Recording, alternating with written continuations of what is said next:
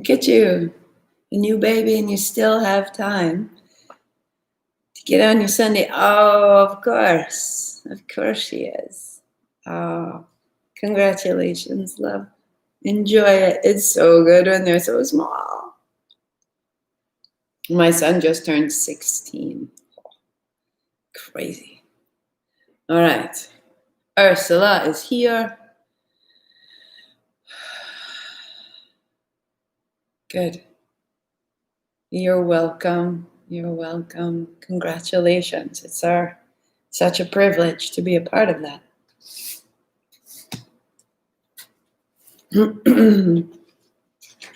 Jordan, take care of your back, woman.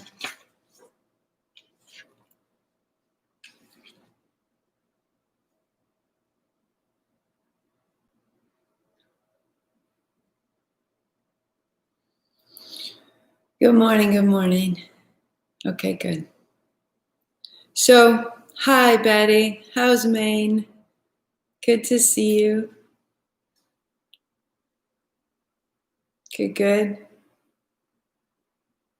Good, good. Keep modifying. We have Spain and Nevada and Minnesota. Hello. So we had progressed in the last few weeks, starting with a sense of infinite energy, that we have access to infinite energy, that moment when we suddenly remember something, we find our keys, it gets better. Or perhaps something very simple, something shifted off of my schedule and I could breathe. That's fantastic. It worked out. You know, that moment of breakthrough is accessing inner energy. And so the idea that our energy is blocked can come from our mind and our experience of what's going on around us, our perception that is blocking me. I can't do this because that's not possible, because I've decided that's impossible. How can I address the circumstance so that what feels impossible becomes possible? I can't get to the studio, which means I can't get to the students. Well, actually, I can't get to the studio, but I can reach you. I can set something up. And then all of a sudden that's unstuck and our exchange is clear and I can meet you online. And so if I can change the perception in my mind, I can access a new solution and I can find a new reality, right? So we're clearing a mental block, but many times the mental block is there for so long that it becomes a physical symptom, right? And if I have that physical symptom over time, then the unblocking becomes a physical unblocking. And it can be in our posture, because the posture is something that's so long-term that it becomes posture is structure. And what's holding us is in our structure. And then my block is that I can't see you, I can't articulate, I just feel like nothing's going to work out.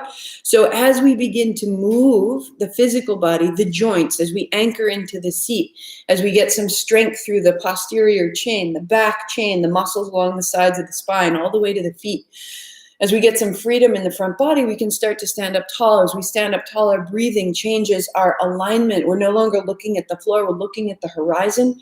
We're becoming more receptive. So part of this unblocking is a receiving. And that's really what becomes very interesting to me right now. That as all of us as a community, as we're online, you're able to practice more and more often, more and more consistently. And so what you'll begin to do is tuck into that momentum. You know how you feel when you finish. And so you can schedule what's happening. I so need to get on my mat right now, because I know when I get on my mat, my head will be clearer. My ideas will come more quickly. I'll feel more support. This is what I'm choosing to do, right?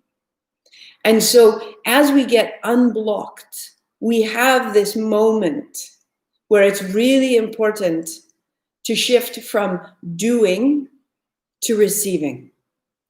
So perhaps you can start to feel that as we do the satnam, as we do the sat, kar, tar. Mantra is a great example of being able to consistently use ourselves to create the action of sound. And while we have the capacity to make sound, to make word, and in the word to make frequency, to make expression, to make ourselves known, we also have the capacity to hear. And as we develop our skills as yogis, we have the capacity to receive. And that shift from acting to receiving is often overlooked and absolutely essential to our progress, both as yogis, as practitioners, and as people. So the actions of doing are so deeply inculcated in how we think of ourselves and how we think of success and how we think of progress. I was listening, Adam yesterday was listening to a medical podcast, and the physician is also a researcher, and he was bemoaning the fact that he has to sleep. I'd be so much more productive if I didn't have to sleep. And this is fascinating to me because I absolutely shield, protect, hold, nurture. When I wake, I begin preparing for sleeping. Everything I'm doing during the course of the day is so that I can sleep more deeply, more fully, because I'm not only restoring my body chemistry, I'm not only digesting and assimilating, I'm not only repairing and growing my mind, my physical neurons in my brain. That's when I'm laying down memory and learning, is sleeping. It's not really me that's doing it, it's happening, but I have to be this busy I-ness that's talking to you right now, that's taking action, that's looking out the window. That becomes quiet. And the wisdom within me is healing my muscles, is using and tending my inner organs. And in my sleep, I am receiving profoundly. And I am also receiving, think of how when you wake up in the morning, you've had a great sleep. I am just a love bomb in the morning. And Adam's like, shh, shh, it's the morning. And he wakes up and he struggles in the night and he has difficult dreams and he doesn't want to go to sleep. And when I met him, he would stay on the couch until he just couldn't take it anymore. And at 3 a.m, he'd slump to his bed, right? Because sleeping was so difficult, which really is a symptom of receiving is difficult, trusting that space. And it takes time and it takes intention to learn how to let that in. Because when I wake up from a good sleep, I am so much more generous. I'm not aware of myself. When I've slept poorly, I'm cranky and I'm like, hi, Jake. I have less to share. I have less access to how to participate in the day. I'm returning from poor sleeping, but good sleeping, I'm like, wow, the day is ahead of me. What shall we do?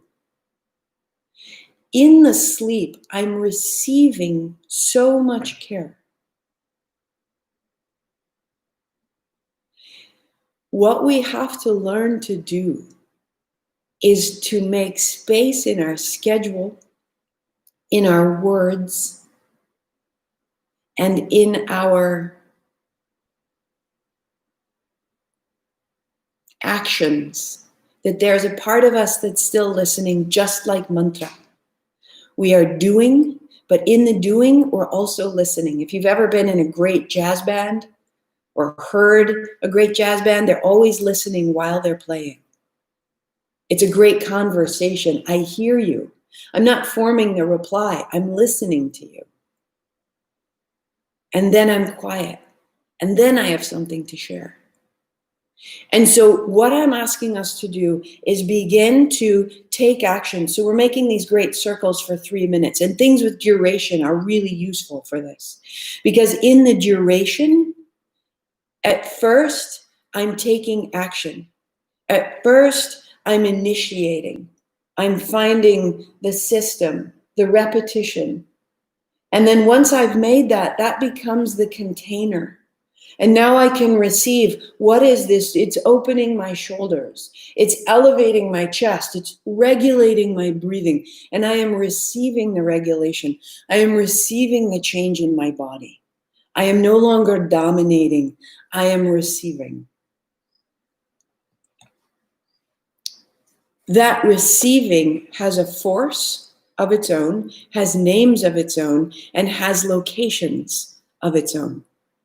So when we spoke last time, we were talking about how if this infinite energy exists within us, it's organized, just as our home is organized. I have a bedroom, or if I don't have a room, and in my studio space, I have a bed, and in the bed something happens. And I have a kitchen, and in the kitchen, I make food. And in the living room, I sit and I converse with friends, and I read books, and I look out the window. Right? There is something that happens in those spaces. And when I keep those spaces organized, I don't get food in my bed. I don't try to cook in the bathroom, right? It gets messy. It doesn't make any sense. Our system is organized to handle our lives so wisely. Think of these energy centers as chambers. And when I organize the chamber of my heart, to hold courage, to hold interaction.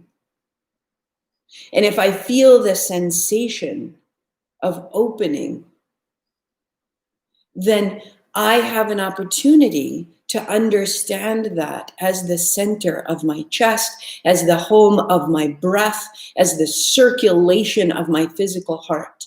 So there's a correlation between the organs of that space and our expression of those organs in the world, and how we can receive and organize the energy of that space.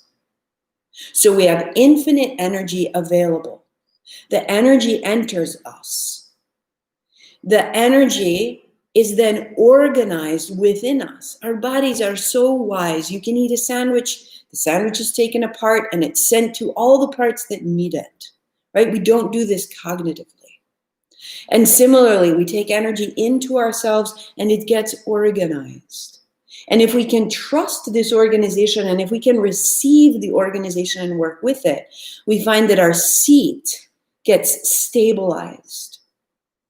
And that sits our heart up higher and we have access to the action in the center of our body, around the navel, our ability. And as we take action and as we're consistent, we build integrity. We build a relationship with ourselves, and we have, this is self-awareness. This is self-confidence. This is authenticity. And with that, I believe in myself, and in my self-belief, I can believe in others. And we can have an open, clear interaction. The heart rises, but still I'm seated, right? So I'm organized, I'm established. Communicating through the body are channels, nadis. We can see blood move through the body, through vessels.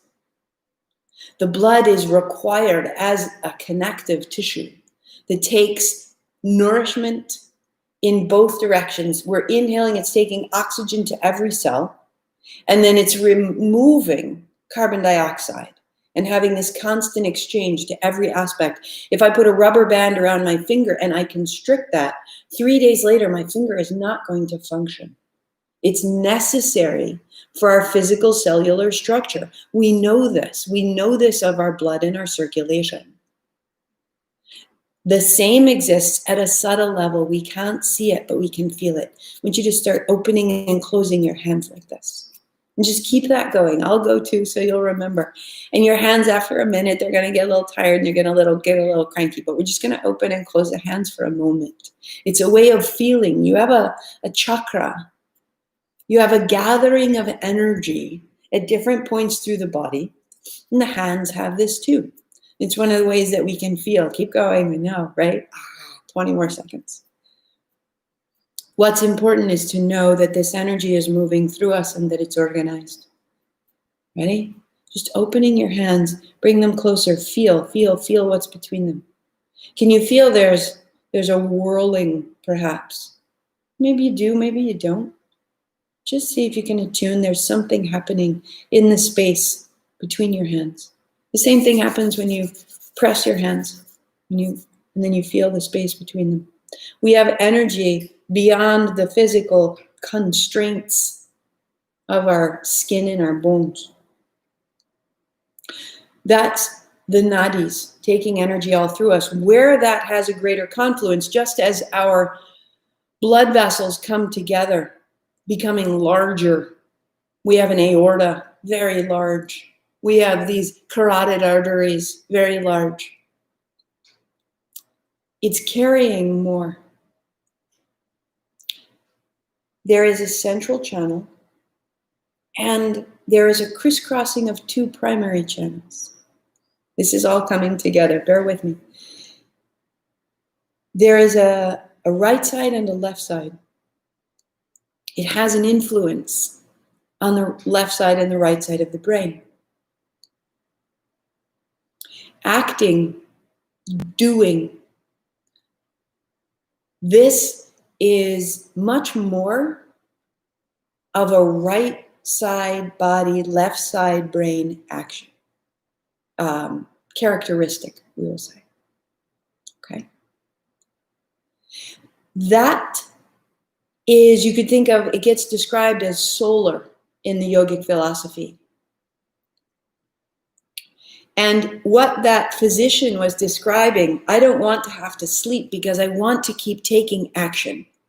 And our sense of progress and our sense of, I'm struggling for the word, productivity comes from our actions. We've defined, I am so productive when I am awake. I am so productive when I am active. But if you ask a meditator, I am profoundly productive when I have meditated. And the meditation is coming from a sense of integration, which is coming from the left side body and the right side brain. So there is a need to act, there is a need to do, there is a need to participate, there is a need to speak. At the same time, we are underdeveloped as a Western-dominated culture. We are underdeveloped in listening. And we are underdeveloped in stillness. Because in the stillness, there is a listening and there is an integration, and it brings us back together. So these nadis are named. On the right side, you have the Pingala. On the left side, you have the Ida. The right side is the solar, the Ha, the sun. The left side is the moon, the Ta. Hatha yoga, balancing the left and the right. Our culture right now is in need of a new awakening of this left side energy, of its lunar energy. We need to take what we know and reintegrate it. We need to listen. And that shows up in our schedule, how much space is in your day, not for the things I'm going to get done, but where does it say at 2:00, I will sit down and I will pause. Or at 2:00, I will call a friend and listen. Or at 2:00, I will spend time with my pet for 10 minutes. Not when it sort of strikes me or when I see them, but I'll pause everything I'm doing and give. And in that giving, I will receive from them. Rewiring your schedule, as simple as that might seem, to include spaces of listening and spaces of rest. Last night, to come from a bike ride, first thing was get in a salt bath and get on my ball and roll around and roll all the noise out of my body. This recent reading that I've been doing is this right way around? Jordan, give me a thumbs up if this book is right way around. It's called Belonging. And her chapter that's relevant here, that's important right now, is called Inner Marriage. That we need to marry these sides of ourselves within ourselves right now. And we have such a phenomenal opportunity that as we know what we're doing in this Kriya, and as we begin to feel how the heart energy starts to get unblocked, how we have more access. It's backwards. Okay. It's called Belonging. I'll put a picture on the website. As we get unblocked and we can feel this space around us, this field clarifying and strengthening, it's right in that moment that we can become quiet. Not necessarily stop our movement, but let the movement continue without so much doing, and we can hear what it's giving us. That if my work is here as a teacher, hold on, Jordan, I am interested in furthering not only your physical actions, but the way in which you can receive those actions so much more deeply. She begins Inner Marriage by really putting the language into the ancient Greek, which can be useful. So we have eros for the left side, for the lunar. And we have logos, in essence, love and logic. It's useful to keep it in another language because we have so much pent up around our language, love and logic, that they would be in opposition. This left side body being Shakti, being the creative force, the intuitive, that which makes, that which is feeling. And Shiva, that which we know. And Shakti at the base of our spine, this creative energy that's seeking a home and a ritual and a participation. We've lost this in our productivity. We've lost this in our very stringent scientific research. That research is very right side body, masculine focus, logic, logos. It's phenomenal and it's necessary and it gives order and clarity. But if we forget how to feel, you end up with a doctor who's looking at science and not looking at me. And I'm looking at the doctor as solution to do something for me instead of feeling, what do I need? Ritual and the ability to attune to our experience on our mat in our practice is what roots us back into self-awareness that says, I need more sleep. I need strawberries right now. Why is a pregnant woman more aware of her cravings? Because her creative force is so busy. It's articulating, it's speaking to her. This is what's required of you. This is what's needed. Please, let's try this right now. And it's forming something else. It's moving through you. And then those cravings leave because the formation is complete, right? She's talking about eros and logos. And I don't want to take too long, but I want to take a moment and redefine so slightly that this lunar quality of listening, this receptivity, this emptying so that we become hollow, so that something can come and rest inside of us that we don't know. Right now, we are in a period of unknowing. in terms of health, in terms of society, in terms of economics, in terms of race. We are in a space of not knowing. And the not knowing means get empty.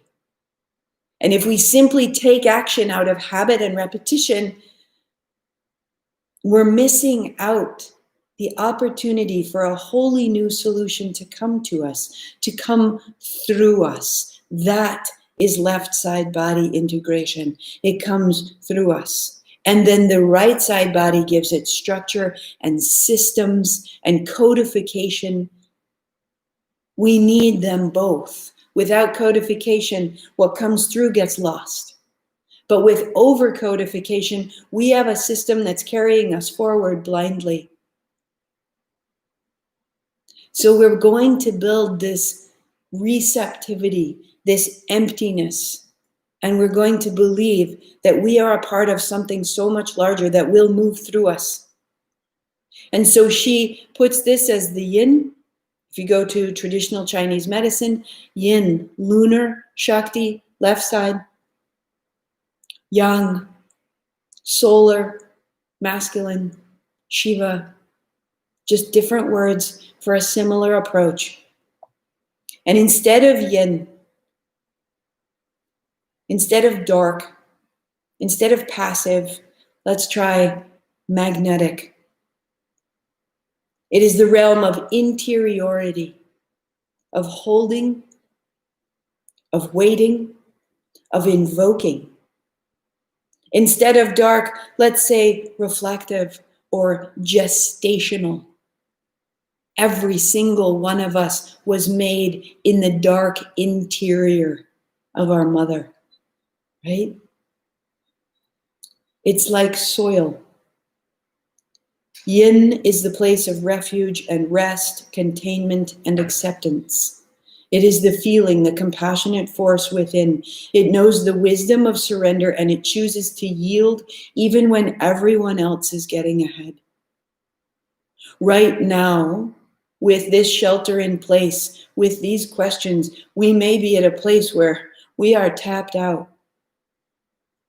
And so replenishment comes from our inner soil, our interiority, our sleep. Right now is not necessarily a time of deep progress and pushing forward. Take your time, my loves, and be kind in this time. Be restful and be listening. And when your mother was resting and she was making you, she was not empty or without you. Our stillness is fecund, is rich, profligate, fertile. We need to take our time and allow that fertility to find its way. Yang is our direction, our focus, our backbone, our piercing clarity. Yang takes a stand and holds ground. Assertive, clear-minded, working independently. It knows how to discriminate, how to cut away the excess. It builds systems. It follows through when something needs to be done. Yang is the arrow that speeds to the target, turning dreams to reality. What we have done for 5,000 years, we have lost ritual. So we have created days, weeks, months, years of order. We have a calendar, we have a timekeeper, we have a schedule, we have a day timer, we have reminders. All of that is a system. But the system without rich contents is empty, habitual, strident, dictatorial. I'm asking us, we are awakening heart energy. We are awakening heart energy. You are so powerful and so astounding that I am asking us to take this heart energy and pour ourselves through this left side knowledge, this yin knowledge, this lunar knowledge, this feminine knowledge, so that we can be reassimilated, to become two-spirited interbeings, as Thich Nhat Hanh calls it. As you build this energy, allow it through you. Become the rich soil for this light to grow. Practice as we move, as we practice in the structure of the sequence, in the structure of the movement, heart high, chin in, seat down. Don't get lost in the structure. Once it's there, bring it to life.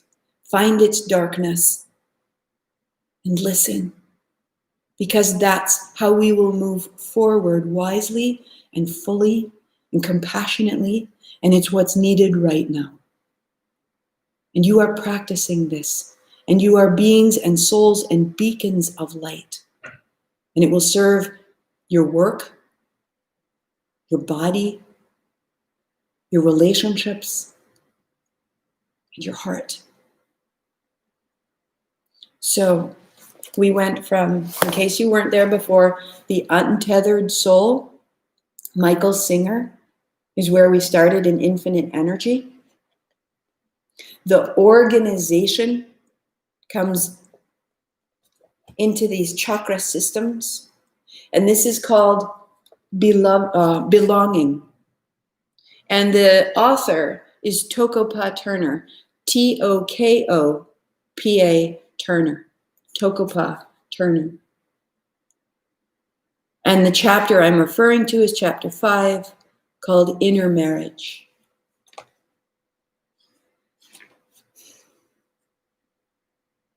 It really is what we're hungry for. It is the speaking of our dreams. It is the creation of families. It is the making of new businesses. It is the journaling in the morning. It is the silence before you take action. When you follow that energy in whatever way you can, it grows in potency and it grows in consistency. To restore the feminine, the moon, the yin in our lives, we must follow where the energy wants to go. We follow this line of sweetness and let it grow strong in our remembering and sweet as it deepens. Communications from our body have been medicated away. Feeling has little voice in the boardroom. Ritual has become empty and disconnected from nature. And earth is a resource for profit. We have constructed an elaborate culture in denigration of things that over many generations have become commonplace. And we require a startling event of awakening to recognize that they are missing.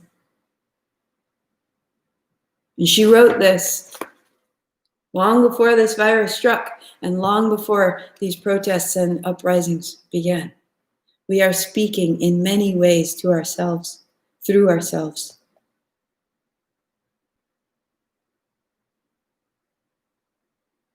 Everyone, there is an important story that comes through each of us.